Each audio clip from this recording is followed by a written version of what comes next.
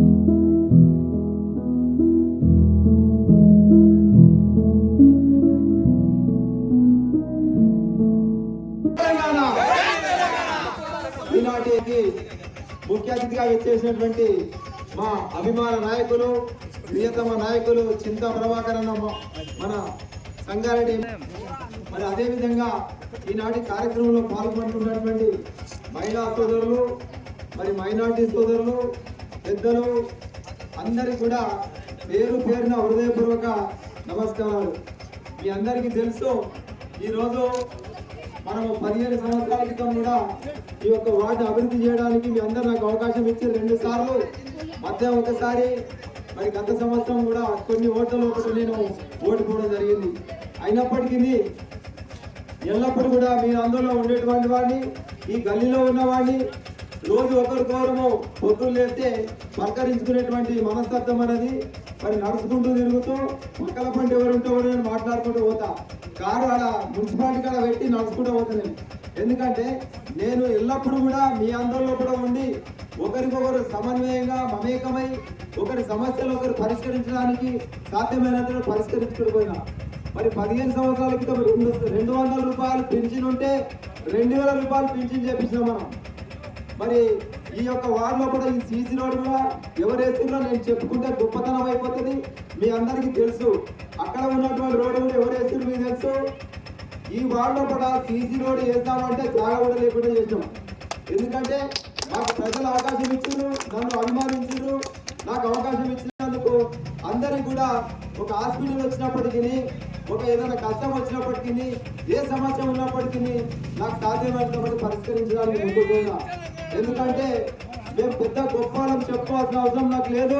మా గొప్పతనం ఏమున్నది, చిన్నతనం ఏమున్నది, మంచితనం ఏమున్నదని నేను ప్రగల్భాలు కానీ ఆర్భాటాలు కానీ ఆడంబరాలు కానీ చెప్పుకోవాల్సిన అవసరం నాకు లేదు. మాకున్న కుటుంబం నేను ఎంబీబీఎస్ చదువుతున్నాను. నేను చీలమలన గారి కూతురు. అన్నిటికంటే ముందుగా నాకు యువతని ప్రోత్సహించి, యువతని గుర్తించి, నాకు ప్రజల సేవ చేయడానికి ఇట్లాంటి సువర్ణమైన అవకాశం ఇచ్చినటువంటి మన పార్టీ పెద్దలు చింతా ప్రభాకర్ అంకుల్ గారికి నా హృదయపూర్వక నమస్కారం తెలియజేసుకుంటున్నాను. అట్లే ఈరోజు కార్యక్రమానికి ఇచ్చేసినటువంటి మా అమ్మ అపర్ణమ్మ గారికి, అట్లే మా పెద్ద క్షమించండి క్షమించండి అరుణమ్మ గారికి, అట్లే మా పెద్దన్న మన్సూర్ అన్న గారికి, మా రామ్ అంకుల్ గారికి, యాదన్న గారికి, అందరికీ ఇక్కడికి వచ్చినటువంటి ప్రతి ఒక్కరికి పేరు పేరు నమస్కారాలు. 12వ వార్డ్కి నేను కౌన్సిలర్గా పోటీ చేస్తున్నా. నువ్వు గెలిస్తే ఏం చేస్తావమ్మా అంటే ఫస్ట్ 3 థింగ్స్ అనమాట. సేఫ్ గల్లీ అంటే సురక్షితమైన గల్లీ, వీధి దీపాలు ఎక్కడైతే అవసరం ఉంటాయో అక్కడ నేను మాట్లాడి పెట్టేస్తాను.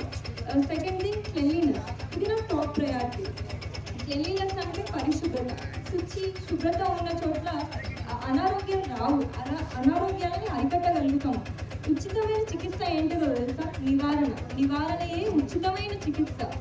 కాబట్టి చిన్న చిన్న హ్యాబిట్స్ మార్చుకొని prevention is better than cure అని అంటూ ఉంటారు, ఎందుకంటే నివారణ ఉత్తమమైన చికిత్స కాబట్టి. సో అట్లా మన గల్లీని పరిశుభ్రమైన గల్లీని ఆరోగ్యకరమైన గల్లీగా మార్చుకున్నాము. మళ్ళీ నువ్వు ఒక డాక్టర్ కదా ఏం చేస్తావంటే అసలు కార్కి ఎందుకు ఓటేయాలంటే నేను ఒక డాక్టర్ ఉన్నా, నేను ఎంబీబీఎస్ చదువుకున్న డాక్టర్ ఉన్నా, ఎక్కడనే ఉన్నాను.